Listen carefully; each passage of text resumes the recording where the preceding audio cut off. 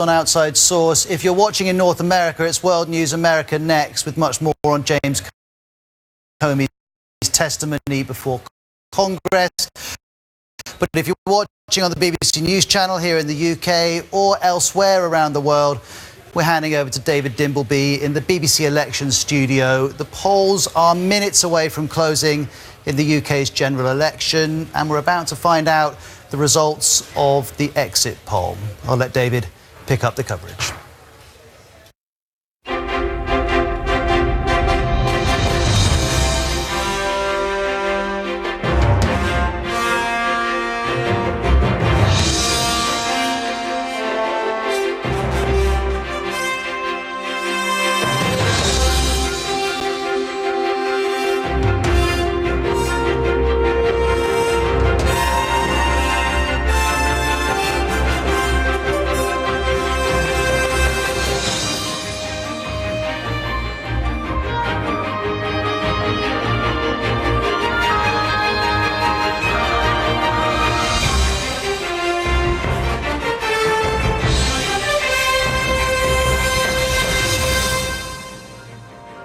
Good evening and welcome to the BBC Election Centre. Tonight is the third time in just over 2 years that we've come here to discover the result of a major UK-wide poll. In 2015, David Cameron's election victory led, of course, to the 2016 referendum that he'd promised. That resulted in the vote for Brexit and Cameron's resignation. And then this election, called by Theresa May, in her words, to guarantee certainty and stability for the years ahead. A three-act drama. First indications of whether she's got what she wanted or whether Jeremy Corbyn has dashed her hopes will come with the exit poll at 10. Who gets to number 10? To Jeremy Vine's finishing line. Welcome to our virtual Downing Street, where we watched in 2015 as Conservative constituencies paved a path to number 10 and Labour were left a long way behind. What will happen tonight? Will the Conservatives get the 326 seats they need to win outright, or will Labour close the gap? Earlier today, the party leaders, as ever, were filmed casting their votes, just as nearly 47 million of us had the right to do. And the first actual result will help confirm or cast doubt on this exit poll. In the race to be first to deliver, it's Newcastle and Sunderland going head-to-head. And Sophie Rayworth is in Sunderland. These are some of the 86 formers who are poised to grab the ballot boxes the minute they're brought in here, and they will run them here so the votes can be counted. Houghton and Sunderland South has been the first to declare since 1992, but this year they have competition. Newcastle is after their crown. Can they do it? We should know in about 45 minutes' time. Our team here in the Election Centre are going to be gathering, of course, all the results as they come in, analysing individual contests, updating our prediction. And Emily Maitlis is able to look at each of the 650 individual constituencies and delve deep into their political makeup. Never before have we gone into an election with such diverse predictions. Well, this is where we finally discover what the real numbers are. My giant touchscreen is being loaded with data, the result of talking to some 20,000 voters around the country. In a moment, I should be able to predict which seats could be changing hands. And on the balcony up there, Michal Hussain will be joined by politicians and commentators to assess why what happened and what the likely consequences are. Yes, I'll be here throughout the night getting thoughts, views and verdicts on what the message delivered by the people means for the parties, their policies and some political careers. And with me down here, our political editor, Laura Kunsberg, waiting to talk about this exit poll with only a few moments to go.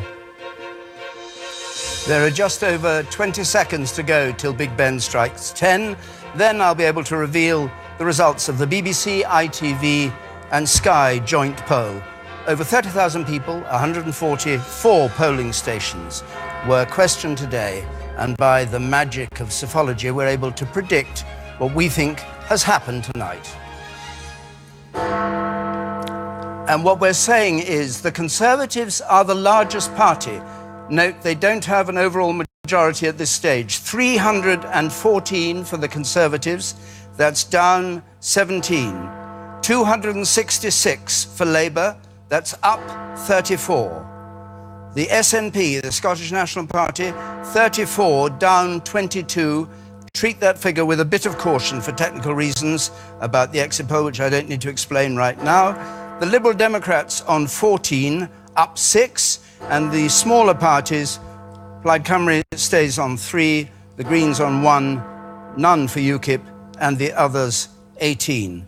Well, the Prime Minister called this election because she wanted, as she put it, certainty and stability. And this doesn't seem, at this stage, to look like certainty and stability. It could still be that the Conservatives, at the end of the day, have an overall majority. They need another 12 seats to get that overall majority, 326, as Jeremy was saying a moment ago. But that's just the exit poll. The reality, as Sophie Rayworth was saying, we get the first result in 3/4 of an hour. That'll be the first test of the poll. But that's how things look at this stage of the evening. Laura, what do you make of it? Well, David, if these numbers are correct, then Theresa May has played a high-risk political game, and she appears she may have lost her gamble. She didn't have to call this election. She only did so to give herself her own mandate and some breathing space during the bumpy ride of Brexit. Just a few weeks ago, at the start of the campaign, she seemed almost unassailable. But a very shaky few weeks and an insurgent Labour Party under Jeremy Corbyn may well have dashed the Conservatives' hopes. Now, this exit poll result, it's worth saying, is not what either of the main parties have been predicting privately. This would be another political surprise, with both the British public again defying the expectations of the two largest political parties. Now, the Tories do still look like they'll be the largest party. They may yet see themselves with a majority. But Theresa May's promise throughout this campaign was to offer strong and stable leadership. That was her catchphrase. She may well end the night diminished, with the situation even more uncertain. But only, of course, your votes, the real results as they come in through the night, will actually dictate what happens next. And maybe at this stage, given that we are in this territory of waiting to see whether our exit poll is correct, but let's just assume for a moment it is, and have a look at what the new House of Commons would be like. Jeremy, can we do that?